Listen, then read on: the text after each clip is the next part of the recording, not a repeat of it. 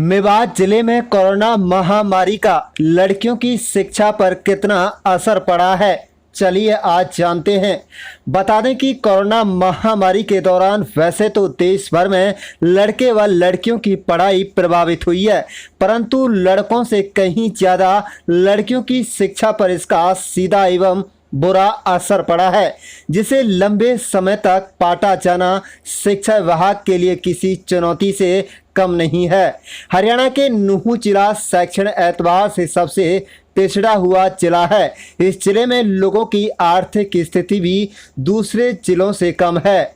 घरों में टीवी ग्रामीण आंचल में बेहद कम है, तो लैपटॉप कंप्यूटर व स्कूलों के एजुसेट के साथ साथ एंड्रॉयड फ़ोन बहुत ही कम है। बहुत से तो ऐसे लोग हैं जिनके पास गरीबी के कारण फ़ोन ही नहीं है, और अगर है भी है तो परिवार के एक व्यक्ति के पास है। ऐसे में उस मोबाइल फ़ोन को परिवार का मुखिया चलाएगा या फिर अपने बच्चों को पढ़ाई के लिए देगा, यह भी एक बड़ा सवाल है। इसके अलावा इंटरनेट की स्पीड अच्छी नहीं है। दूसरा, लोगों के पास गरीबी की वजह से इंटरनेट रिचार्ज करवाने तक के लिए रुपए नहीं हैं।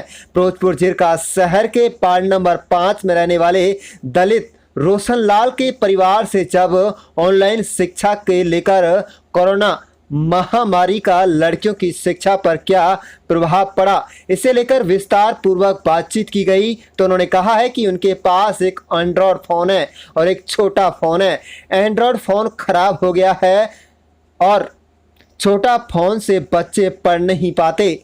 गरीबी की वजह से एंड्रॉयड फ़ोन की रिपेयरिंग समय पर नहीं हुई, जिसकी वजह से 10वीं कक्षा में पढ़ने वाली 2 सगी बहन ऑनलाइन पढ़ाई का लाभ एक दिन भी नहीं ले सकी। इसके अलावा उनकी पड़ोस की एक अन्य 9वीं कक्षा की छात्रा मिस्किना ने कहा है कि उनकी पढ़ाई मोबाइल फ़ोन नहीं होने की वजह से नहीं हो पाई। सरकार जल्द से जल्द स्कूल को खोले ताकि लड़कियों की पढ़ाई शुरू हो सके। कोरोना काल में पढ़ाई कर पाए या नहीं कर पाए? मेरा नाम सुषमा है, मैं 10वीं क्लास में पढ़ती हूँ। मेरे पापा का एक फ़ोन है, वो भी ख़राब हो गए और इसलिए हम पढ़ नहीं सकते। हम 7 भाई थे, दो बहन पढ़ते हैं, वो नहीं पढ़ सकते। मैं आज 9वीं क्लास में पढ़ती हूँ।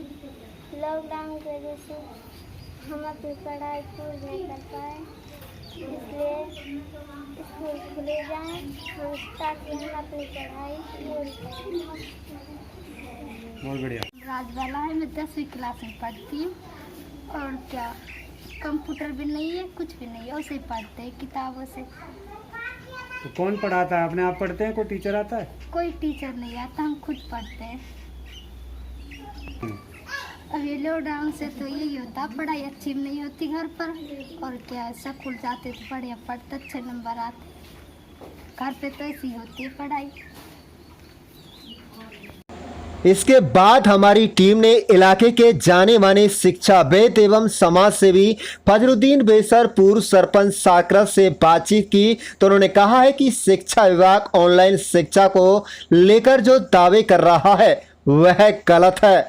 धरातल पर आंकड़ों में कोई दम नहीं है। लड़कियों की शिक्षा पर कोरोना महामारी का बेहद गहरा असर पड़ा है। इसके अलावा समाज सेवा के क्षेत्र में काम कर रहे डॉक्टर अशफाक आलम से बातचीत की गई, तो उन्होंने कहा कि लॉकडाउन में लड़कियों की पढ़ाई पूरी तरीके से चौपट हो गई है। गरीबों के पास एंड्रॉयड फ़ोन नहीं है, और अगर है भी है तो इस जिले में लड़कियों को कोई एंड्रॉयड फ़ोन नहीं देता, क्योंकि कई बार यही एंड्रॉयड फ़ोन कुछ शरारती तत्व लड़कों की वजह से लड़कियों की परिजनों के लिए किसी मुसीबत से कम साबित नहीं होते। केमिस्ट्री की प्रवक्ता कुसुम मलिक से बातचीत की गई, तो उन्होंने कहा है कि शिक्षा विभाग में लड़कियों की शिक्षा को लेकर मोहल्ला पाठशाला में अधिकतर लड़कियों को शिक्षित दूत के रूप में नियुक्त किया गया, जिन्होंने कुछ गांव में अपने गांव में ही बच्चों को पढ़ाया है और कोरोना गाइडलाइन का पूरा तरीके से पालन किया है। प्रवक्ता कुसुम मलिक भी मानती हैं कि लड़कियों की शिक्षा पर लॉकडाउन का गहरा असर हुआ है, लिहाजा सरकार को टैब के अलावा ऑनलाइन किताबें इत्यादि का प्रबंध करना चाहिए ताकि इस गरीब व पिछड़े इलाके की बेटियां भी दूसरे जिलों के बराबर पढ़ाई के एतबार से कदम मिलाकर आगे बढ़ सकें। कुछ लोग तो यह भी मानते हैं कि जैसे ही स्कूलों के ताले खुलेंगे और लड़के लड़कियां स्कूल का रुख करेंगे तो लड़कियों का ड्रॉप आउट रेट शिक्षा विभाग को संकट में डाल सकता है। आप देख रहे हैं नूह से लियाकत अली की खास रिपोर्ट। शिक्षा की बातें हो रही हैं, लेकिन वो धरातल पर कितनी सही और सफल साबित हुई है, क्या कहें?